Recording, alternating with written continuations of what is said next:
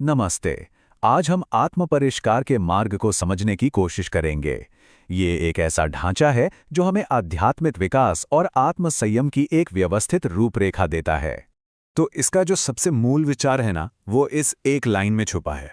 इसका मतलब ये है कि आध्यात्मिक अभ्यास कोई अलग से करने वाली चीज नहीं है, बल्कि ये तो जागने से लेकर सोने तक हमारे जीवन के हर पल का हिस्सा होना चाहिए। समझिए कि ये एक जीवन शैली है। तो सवाल उठता है कि ये रास्ता काम कैसे करता है। देखिए, इसे समझने के लिए तीन पिलर्स यानी तीन मूलभूत स्तंभ बताए गए हैं जो एक दूसरे पर टिके हैं। ये तीन स्तंभ हैं: उपासना, साधना और आराधना। चलिए एक एक करके इनको समझते हैं। उपासना का ताल्लुक है हमारी अंदर की दुनिया से, साधना का हमारे कैरेक्टर से और आराधना का हमारे कर्मों से। तो सबसे पहले आता है उपासना। उपासना का सीधा मतलब है हमारी भीतरी दुनिया, यानी हमारे सोच विचार को साधना। ये एक तरह से अपने मन पर, अपने विचारों पर मास्टरी हासिल करने जैसा है, जैसे ध्यान के माध्यम से अपने विचारों को दिशा देना। उपासना के बाद नंबर आता है साधना का। अब साधना क्या है? ये है प्रैक्टिकल काम, अपने कैरेक्टर को, अपने व्यवहार को बेहतर बनाना। मतलब हम सोच समझ के अपने अंदर अच्छी आदतें और अच्छे गुण पैदा करते हैं। और फिर आखिर में आती है आराधना। देखिए, जो कुछ भी हमने उपासना और साधना से अंदर सीखा, आराधना उसे बाहर की दुनिया में एक्शन में बदल देती है। यानी निस्वार्थ सेवा, अच्छा व्यवहार, ये अपनी आध्यात्मिक तरक्की को दुनिया के भले के लिए इस्तेमाल करना है। चलिए अब साधना को थोड़ा और गहराई से समझते हैं, क्योंकि आत्म परिष्कार का असली कोर तो यही है। असल में साधना 4 तरह के सेल्फ कंट्रोल पर टिकी है। ये 4 चीजें क्या हैं? इंद्रिय संयम, अर्थ संयम, समय संयम और विचार संयम। आप देखिए, ये हमारी जिंदगी के वो 4 मेन एरिया हैं जहां अनुशासन की सबसे ज्यादा जरूरत पड़ती है। तो पहला है इंद्रियों पर संयम। इसका मतलब ये नहीं कि जीवन का आनंद न लें, बल्कि जीव के स्वाद या दूसरी वासनाओं के गुलाम न बने। एक समझदारी भरा डिग्निफाइड जीवन जिएं। दूसरा है अर्थ संयम, यानी पैसों पर कंट्रोल। इसका मतलब है कि कमाई ईमानदारी से हो और खर्च समझदारी से। पैसा सिर्फ अपने लिए नहीं, बल्कि अच्छे कामों में लगाने का एक जरिया बने।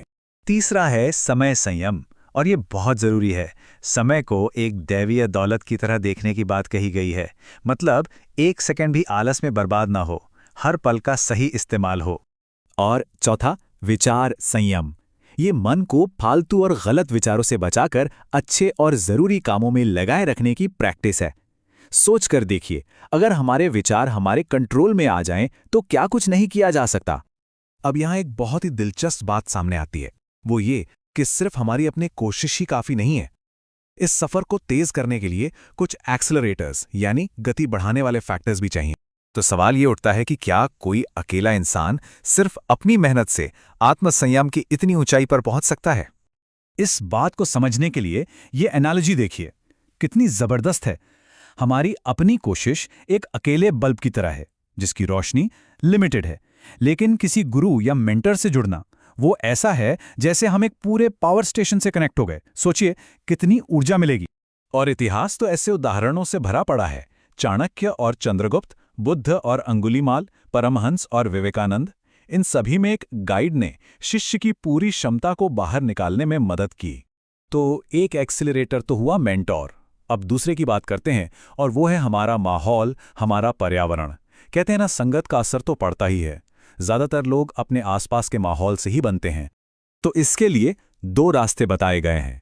या तो एक ऐसा माहौल ढूंढिए जहां आध्यात्मिक विकास में मदद मिले, या फिर अपना माहौल खुद बनाइए। कैसे? एकांत में समय बिताकर, स्वाध्याय यानी सेल्फ स्टडी करके, और मनन यानी गहराई से सोच विचार करके। और आखिर में एक बहुत बड़ी गलतफहमी के बारे में बात करते हैं, जिसके लिए हमें सावधान किया गया है। अक्सर लोग सोचते हैं कि आध्यात्मिकता कोई जादू की छड़ी है, घुमाई और चमत्कार हो गया। लेकिन सच तो ये है कि ये खेती करने जैसा है, जिसमें धीरे धीरे धैर्य के साथ अपने चरित्र की जमीन पर काम करना पड़ता है। इस एनालॉजी से ये बात और भी साफ हो जाती है। सोचिए, एक माँ अपने बच्चे को कितना भी प्यार करती हो, पर अगर वो धूल मिट्टी में सना है तो वो उसे सीधे गोद में नहीं उठाएगी। पहले उसे साफ करेगी, फिर गले लगाएगी। ठीक इसी तरह ईश्वरीय कृपा पाने से पहले हमें खुद को अंदर से साफ करना होता है, अपने चरित्र को सुधारना होता है।